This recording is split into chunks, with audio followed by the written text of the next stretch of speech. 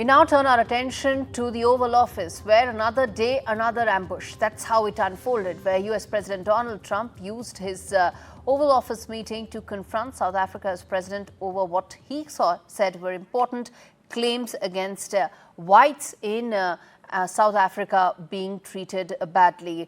Trump ordered aides to lower the lights in the room, and there was a video that was played as evidence showing violence against white Afrikaners.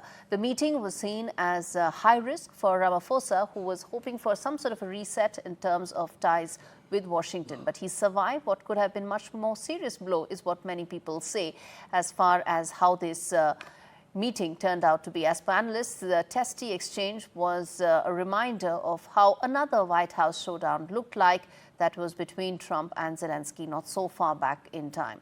It seems that Ramaphosa kept his composure, pushed back as much as he could, and did not come out as having lost ground, as it was the case with Zelensky. Before I go further, I want to play out that exchange for our viewers to understand just how tense the mood was in the Oval Office. Listen in. Let me clarify that, because what you saw, the speeches that were being made, one, that is not government policy.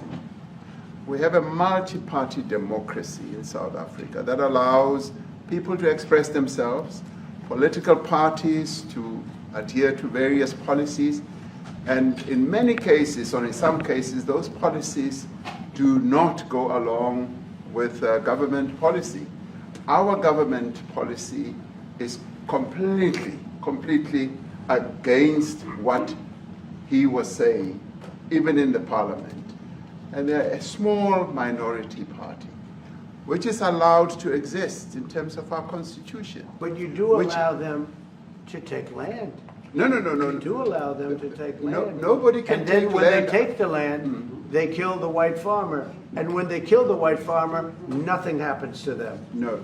There is nothing happens to them. There is criminality in our country.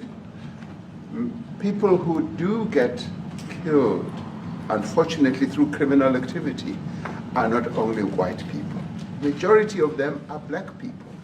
And we have now been utilized. The farmers are not black. I don't say that's good or bad, but the farmers are not black. And the people that are being killed in large numbers, and you saw all those grave sites.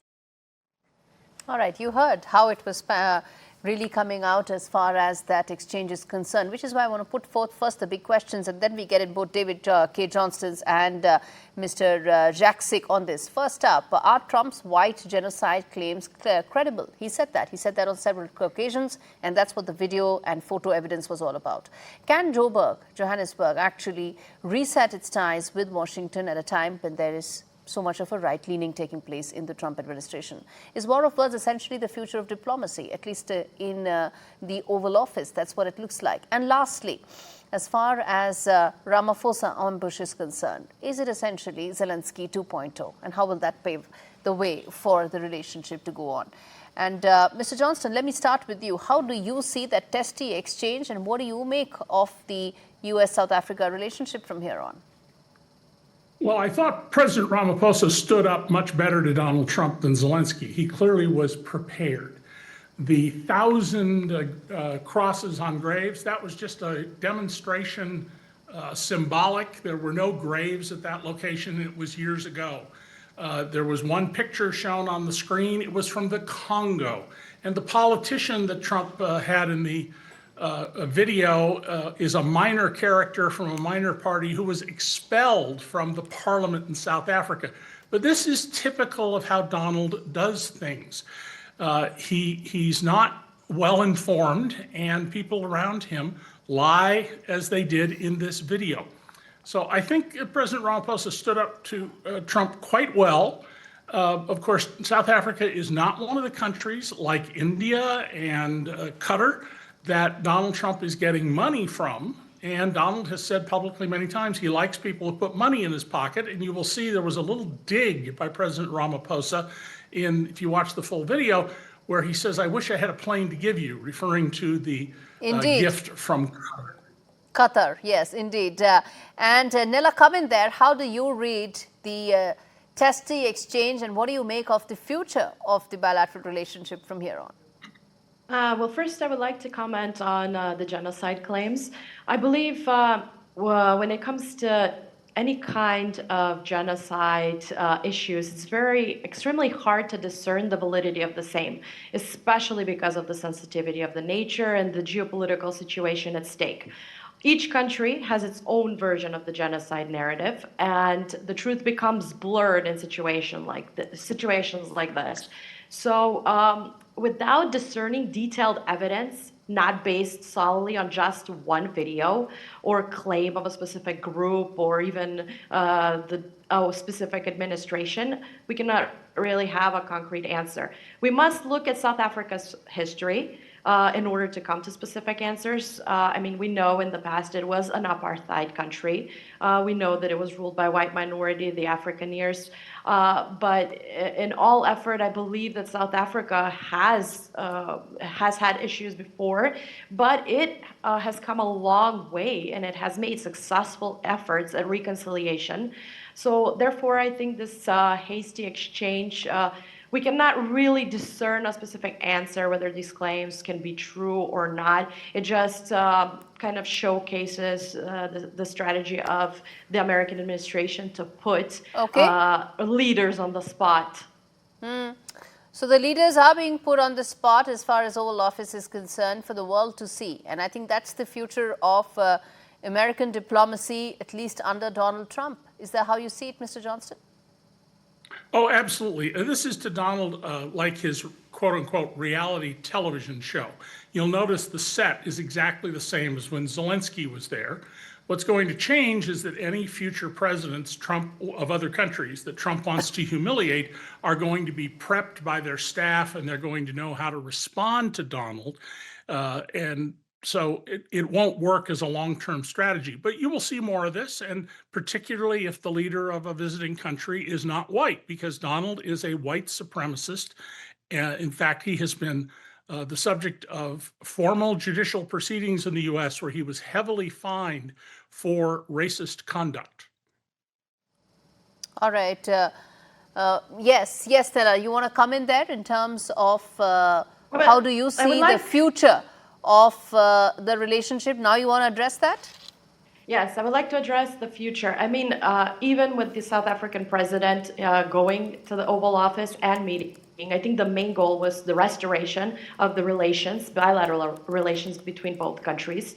I think, I mean, some of it was put into the shadow because of the intense conversation during the meeting. However, I do believe that taking into consideration Trump is a businessman, I think he would like to restore the future relations, trade relations with the South African country.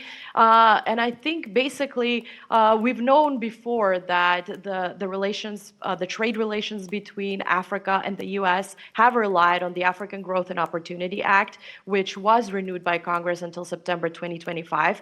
So I believe that future relations between South Africa and the US will rely on whether Trump will have any kind of implications on the tariffs that are being made, and whether he would honor and renew the AGOA Act that has been previously made between South Africa and the US.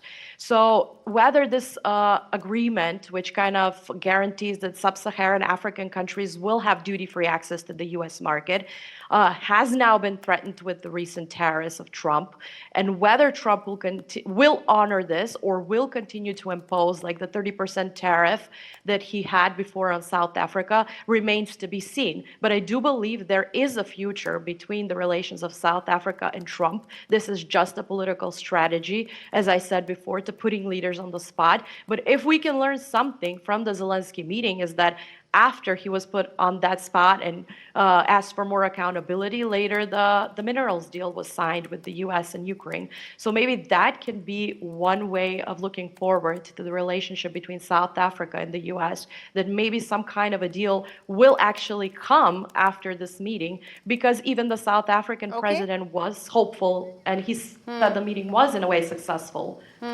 Indeed, it was. It didn't have any of the optics that the Zelensky meeting had. And I'm going to wrap this up. Thank you so much, both of you, for joining me on India Global. Well, the bottom line, viewers, is that this meeting, the one between Donald Trump and South African President Ramaphosa, was essentially Zelensky 2.0. That's what the testy exchange showed. But world leaders have learnt their lessons after that meeting. After all, Ramaphosa held his own to make a snide remark about Qatar's plane gift to Donald Trump. And that, of course, shows that he held his composure and, in fact, was prepared. But the fact that trade talks have not been put into cold storage indicates that there is possibility of progress continuing. After all, it's not just about South Africa, it's about the entire sub-Saharan African countries that need to have better trading terms with America. The tariffs that have been imposed need to be negotiated, and Ramaphosa knew that he cannot let that opportunity pass by with losing his composure.